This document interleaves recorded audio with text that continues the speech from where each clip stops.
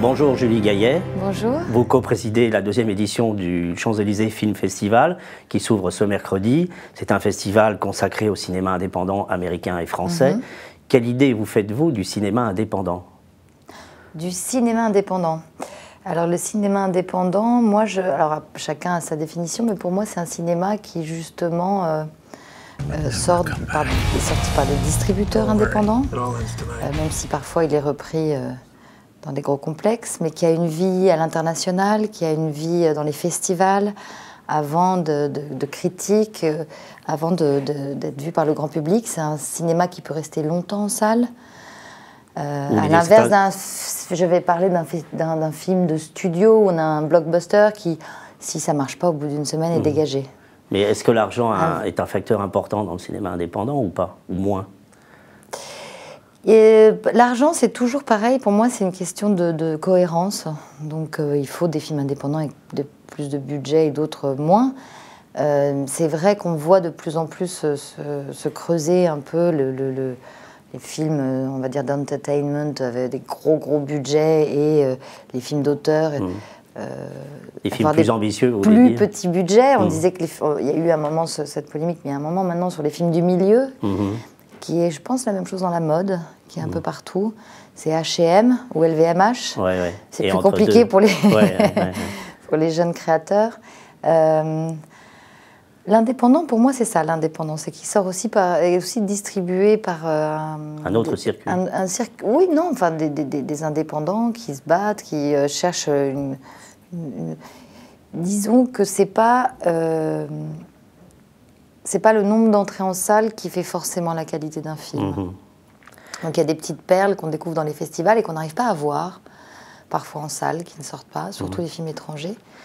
Et vous êtes à la fois actrice et productrice, donc ça veut dire que les deux peuvent être compatibles, et en même temps ça vous permet justement d'accentuer cette recherche de scénarios, on pourrait dire plus ambitieux, ou qui sortent des sentiers battus par rapport à la grosse production courante.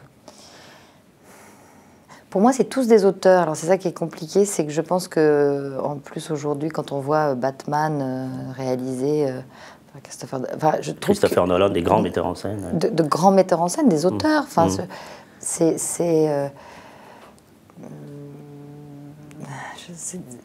produire, en tout cas, c'est de la curiosité pour moi. C'est l'envie d'aider des metteurs en scène, de traduire leur univers et d'aller vers la finance et d'expliquer à la finance, peut-être de faire le pont entre la finance et les auteurs. Après, on a monté une boîte de production qui s'appelle Rouge International avec mon associé Nadia Turensev, qui était plus du cinéma indépendant. Aujourd'hui, on vient d'ouvrir Amarante Production, qui va faire des films plus de l'industrie, de studio, parce que c'est le thème du film qui fait que là, il y a un film pour les adolescents, une espèce de projet X. Mes adolescents de fils, ils vont y aller. Ils vont y aller si c'est sur les Champs-Élysées, dans les grandes salles des Champs-Élysées, parce qu'on va reparler après du Festival des Champs-Élysées, mais ils vont aller au Gaumont-Marignan. Et ils vont moins au Lincoln et au Balzac. Ils vont dans les gros complexes, les jeunes. Donc c'est en tout cas des films qui vont sortir sur des gros réseaux de salles. Mais est-ce que vous avez le temps encore de vous consacrer à votre métier d'actrice? Parce que productrice, c'est quand même un métier à plein temps, hein. C'est beaucoup d'énergie. Oui, mais c'est surtout beaucoup de plaisir, de curiosité, de rencontres. C'est sur toute la chaîne. C'est vraiment du scénario jusqu'à la sortie du film et au festival après. Toutes les étapes, la construction, trouver les équipes, s'échanger. Ça vous plaît beaucoup? C'est passionnant, passionnant. C'est quand on nous dit non, on ne rentre pas par la porte, alors on essaye par la fenêtre. Si on ne rentre pas par la fenêtre, on rentre par la cheminée.